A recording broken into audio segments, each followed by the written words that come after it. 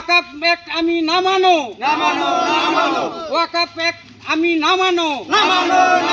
নরেন্দ্র মোদী হায় হায় নরেন্দ্র মোদী হায় হায় BJP সরকার হায় হায়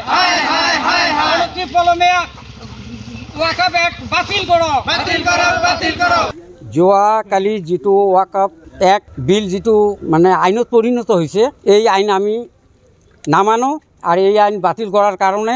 আমি RMC সংগঠনের পরা আমি ধিক্কার দিছো নিন্দা করিছো এই আইন বাতিল করার কারণে আমার বিটিসি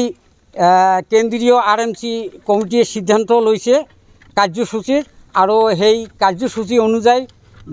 বিটিআরের 10টা ডিস্ট্রিক্টত আজি প্রতিবাদ সাব্যস্ত হয়ে আছে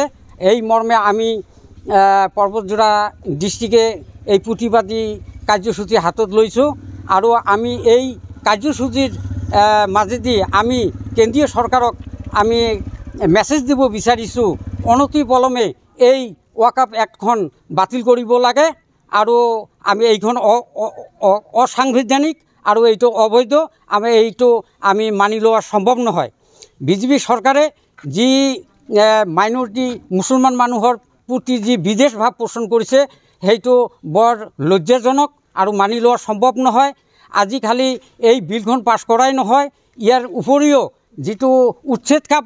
চলিছে অসমত গৰুকুটি শিলশাখো ইয়া বটদ্ৰব্য লামডিং ইয়াত প্ৰায় 3700 মাইনৰিটি মানুহক উচ্ছেদ কৰিছে আৰু সেই মানুহবিলাকক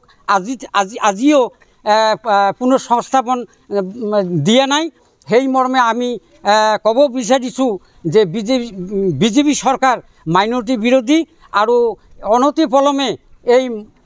যিটো মাইনরিটির প্রতি জোর জবস্তিয়া যিটো অ্যাক্ট যিটো ওয়াকাফ অ্যাক্ট জাপি দিছে এইটো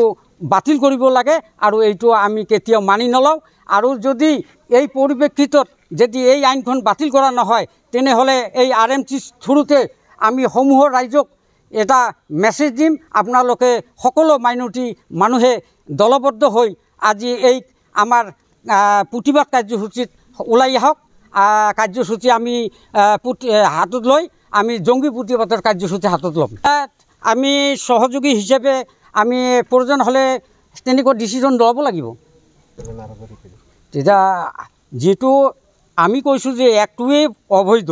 এই আইনখনে যেটো জাপি দিছে জুত জুলুমকে আমাৰ মাইনৰিটি মুসলমান মানুহৰ ওপৰত এইটো হ'ল অবৈধ আৰু এই চৰকাৰে আমাৰ অবৈধভাৱে যেটো জাপি দিছে এইটো আমি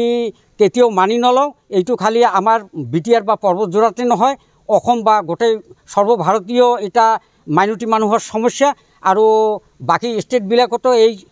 প্ৰতিবাদ চলি আছে আৰু আমি ইয়াতো জঙ্গী প্ৰতিবাদ গড়ি তুলিম আৰু এই আইনখন আমি কেতিয়াও মানি নলওঁ